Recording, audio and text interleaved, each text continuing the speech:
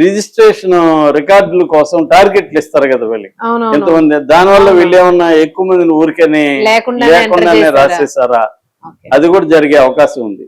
So అందుకని commission అయితే వేశారు. ఇప్పుడు ఈ కమిషన్ వెళ్ళి ఈ అడ్రస్లు తీసుకొని ఇంటింటికి వెళ్ళి అసలు ఆ అడ్రస్ లో ఆ ప్రెగ్నెంట్ ఉమెన్ ఉందా, మనిషి ఉన్నారా లేదా, వీళ్ళు కావాలని రాశారా, ఒకవేళ ఉంటే ప్రెగ్నెన్సీ ఏమైంది అంటే బిడ్డ పుట్టిందా లేకపోతే చంపేశారా లేకపోతే ఏమైంది, ఈ వివరాలన్నీ ఇప్పుడు కలెక్ట్ చేసే పనిలో పడింది. ఇది ఒక పెద్ద పని.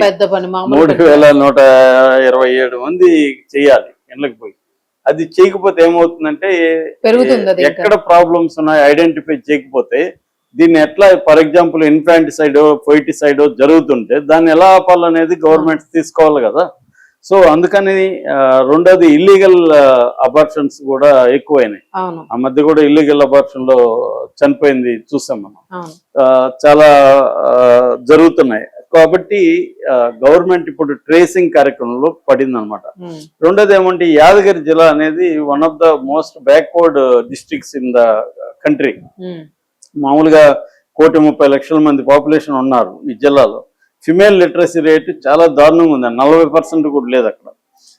రెండోది ఏంటంటే సెక్స్ రేషియో 1000 మంది మగవాళ్ళకి 989 మాత్రమే ఉమెన్ ఉన్నారు. స్కార్సిటీ ఉందన్నమాట అక్కడ.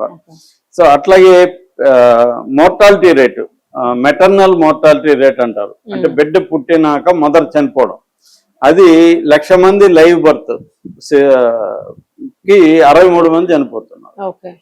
అది కొంత అయితే తగ్గింది లాస్ట్ కి ఇప్పటికి, అంటే 29కి 22కి అది 63 నుంచి 58కి తగ్గింది. కానీ ఓవరాల్ గా అయితే ఇదనమాట. సో అందుకని ఇప్పుడు ఈ మధ్య ఏంటంటే అల్ట్రాసౌండ్ ఇవి ఎక్కువ పెట్టేసుకొని ముందుగానే బాయ్ గర్ల్ అనేది కనుక్కొని గర్ల్ అయితే చంపేయడం అనేది ఈ వెనకబడిన జిల్లాల్లో ఎక్కువ ఉంది. కర్ణాటకలో కూడా ఈ యాదగిరి జిల్లాలో ఈ కల్చర్ బాగా పెరిగిందని చెప్తున్నారు. ఇక ఫేక్ రిజిస్ట్రేషన్ కానీ లేకపోతే మైగ్రేషన్ కూడా ఒక కారణంగా అంటున్నారు.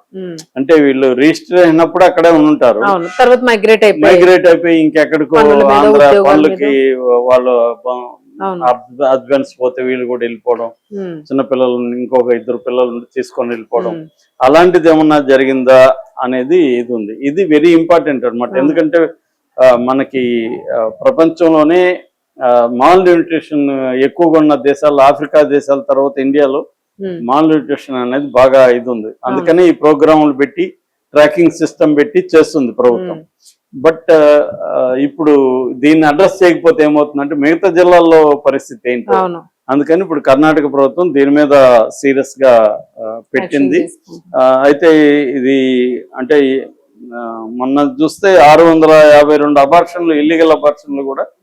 ఇది ఎలా బయటకు వచ్చిందంటే అసలు ఈ స్కామ్ అంతా కన్నడ ప్రభ బయట పెట్టింది ఫస్ట్ లో. అక్కడ లోకల్ రిపోర్టరు ఆ జిల్లాలో 652 ఇల్లీగల్ అబార్షన్లు జరిగాయని ఒక ఇన్వెస్టిగేటివ్ రిపోర్టు కన్నడ ప్రభలో వచ్చింది.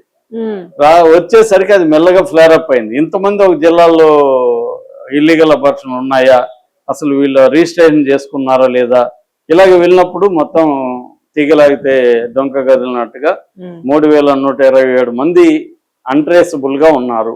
వాళ్ళు ఏమయ్యారో తెలీదు అనేది బయటకు వచ్చింది. సో దీని మీద అయితే కమిషన్ వేశారు.